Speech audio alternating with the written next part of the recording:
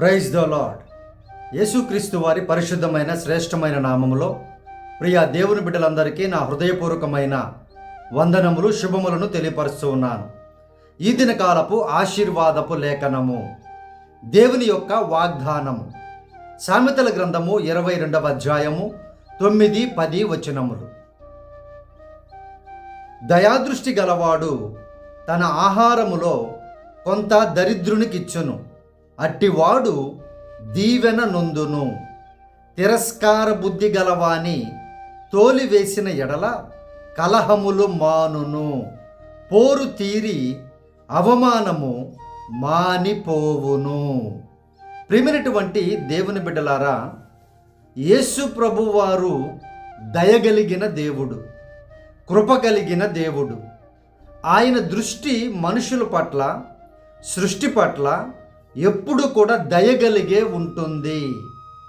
మరి ఆయనను వెంబడించేటువంటి వారిలో కూడా దయాదృష్టి కలిగి ఉంటే ఆశీర్వదించబడతారు. అలాగే ఆ దయాదృష్టి కలిగి దరిద్రులుగా ఉన్నటువంటి వారు ఎవరైతే ఉన్నారో వారిలో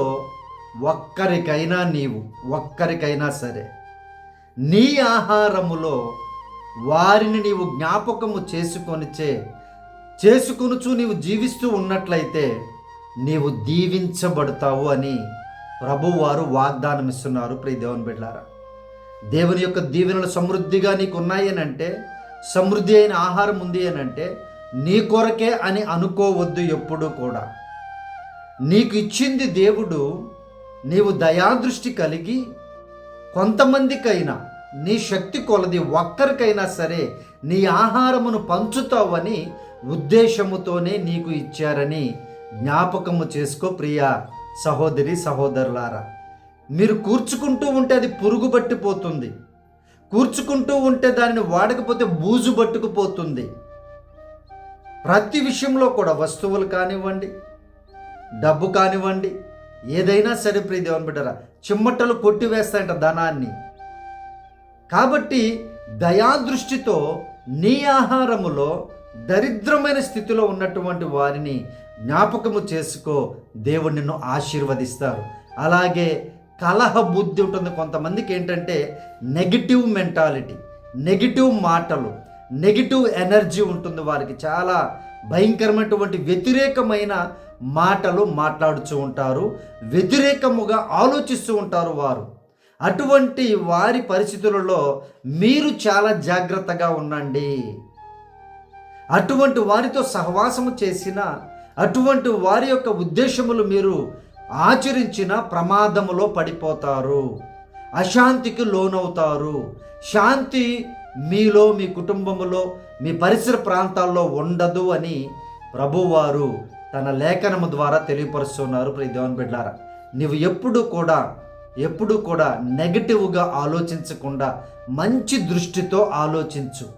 ప్రతి విషయాన్ని దేవుని దృష్టితో నీవు ఆలోచించు. గొడవలు లేకుండా ఉంటాయి, కలహాలు ఉండవు. నీవు ఎప్పుడైతే అటువంటి సహవాసం మానివేస్తావో నీకై నీవు శాంతిగా, సమాధానముగా ప్రభు యొక్క కృపలో వర్ధిల్లుతూ ఉంటారని యేసయ్య వాగ్దానం చేస్తున్నారు. ప్రియ దేవుని బిడ్డలారా, ఇంకా కొంతమంది కలవరపడిపోతూ ఉంటారు, భయపడిపోతూ ఉంటారు.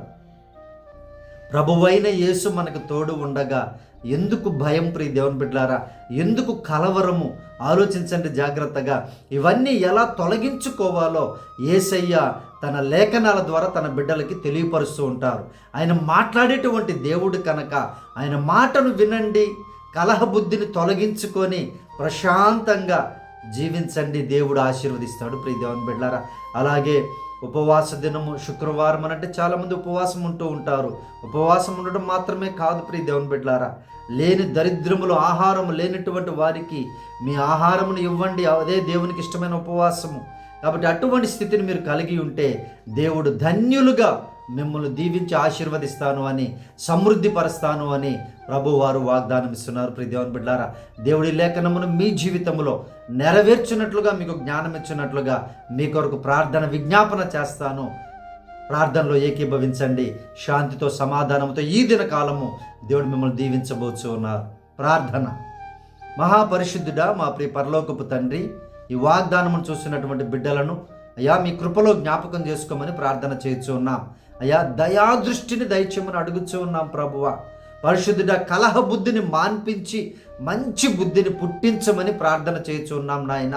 బిడ్డలకు ఏ కలవరాలు ఉన్నాయో, ఏ భయాలు ఉన్నాయో వాటన్నిటినీ తొలగించుదురుగాక. యేసునామములో అడుగుచున్నాను ప్రభా, సహాయము చేయండి నాయన.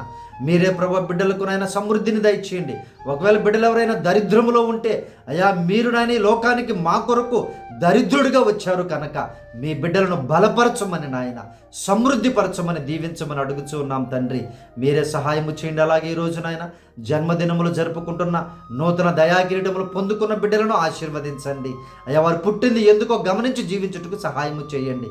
పెళ్లి రోజులు జరుపుకుంటున్న బిడ్డలను, కుటుంబాలను వర్ధిల్లింప చేసి ఆశీర్వదించి శాంతితో సమాధానంతో నింపమని అడుగుచూ ఉన్నామయ్యా. అలాగే తండ్రి ఆ శాంతితో అయ్యా బాధల్లో, వేదనలో, శోధనలోని కుటుంబాలను జ్ఞాపకం చేసుకోండి అయ్యా. అయ్యా మీరే ఆదరణకర్త అయినటువంటి దేవుడు కనుక మీరే ఆ బిడ్డలందరినీ ఆదరించి బలపరచమని, ఈ దినకాలపు దీవెనలతో, ఈ వాగ్దానపు దీవెనలతో చూస్తున్న ప్రతి బిడ్డని సమృద్ధిగా దీవించమని యేసు ప్రభు నామమున ప్రార్థించి అడిగి వేడుకొనుచున్నాము తండ్రి. ఆమేన్.